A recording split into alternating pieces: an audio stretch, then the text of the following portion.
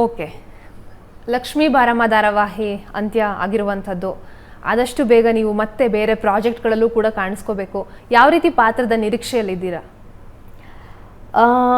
ನಾನು ಆಗಲೇ ಹೇಳಿದ ಹಾಗೆ it has to have a importance. ಈ ಒಂದು ಸೀರಿಯಲಲ್ಲಿ ಈಗ ಹೇಗೆ ಲಕ್ಷ್ಮೀ ಬಾರಮ್ಮದಲ್ಲಿ ವೈಷ್ಣವ್ ಲಕ್ಷ್ಮಿ ಬಿಟ್ಟರೆ ಒಂದು ಪಾತ್ರ ಇದೆ ಅಂದರೆ ಅದು ಕಾವೇರಿ ಅನ್ನೋ ಥರ ಇತ್ತು. ಅದೇ ಥರ ಪಾತ್ರ ನಾನು ಹುಡುಕ್ತಾ ಇದ್ದೀನಿ. ಸುಮ್ಮನೆ ಹಿಂಗೆ ಬಂದು ಅಂದರೆ I don't want to waste my talent, ಆಯಿತಾ.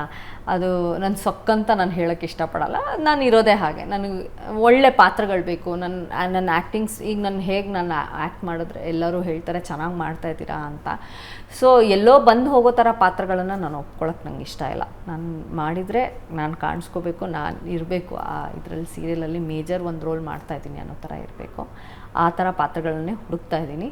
ನೋಡೋಣ, ಸ್ವಲ್ಪ ಟೈಮ್ ತೊಗೊಳುತ್ತೆ ಆ ಥರ ಪಾತ್ರ ಸಿಗೋದಕ್ಕೆ, ಬಟ್ ದಟ್ಸ್ ಓಕೆ ಅಂತ ಅನಿಸುತ್ತೆ ನನಗೆ.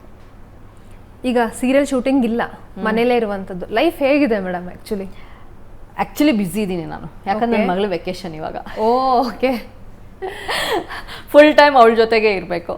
ಜೊತೆಗೆ ನಾನು ಮೇಕಪ್ ಕ್ಲಾಸಸ್ ಸ್ಟಾರ್ಟ್ ಮಾಡಬೇಕಂತ ಇದ್ದೀನಿ, ಪರ್ಸ್ನಲ್ ಗ್ರೂಮಿಂಗ್ ಕ್ಲಾಸಸ್ ಅಂತ. ಅದ್ರ ಬಗ್ಗೆ ಒಂದು ಸ್ವಲ್ಪ ಕೆಲಸ ಮಾಡ್ತಾಯಿದ್ದೀನಿ. ಸೊ ಬ್ಯುಸಿ ಇದ್ದೀನಿ ನಾನು, ಕೆಲಸ ಇಲ್ಲ ಅಂತ. ಬಟ್ ಆ ಕೆಲಸಕ್ಕೆ ಹೋದಾಗ ಏನು ನಾ ಬ್ಯುಸಿ ಇರುತ್ತಲ್ಲ ಅದನ್ನು ಮಿಸ್ ಮಾಡ್ಕೊಳ್ತೀನಿ ನಾನು. ಮಾರ್ನಿಂಗ್ ಬೆಳಿಗ್ಗೆ ಬೇಗ ಏಳೋದು, ನಾವೆಲ್ಲ ಮುಗಿಸ್ಕೊಂಡು ಅಲ್ಲಿ ಹೋಗೋದು, ಅಲ್ಲಿ ಮುಗಿಸ್ಕೊಂಡು. ಯಾಕಂದರೆ ನಾವು ಲಕ್ಷ್ಮೀ ಬಾರಮ್ಮ ಮಾಡ್ತಾ ಇದ್ದಿದ್ದು ನ್ಯೂ ಯಲಹಂಕ ಟೌನಿಂದ ಆ ಕಡೆ.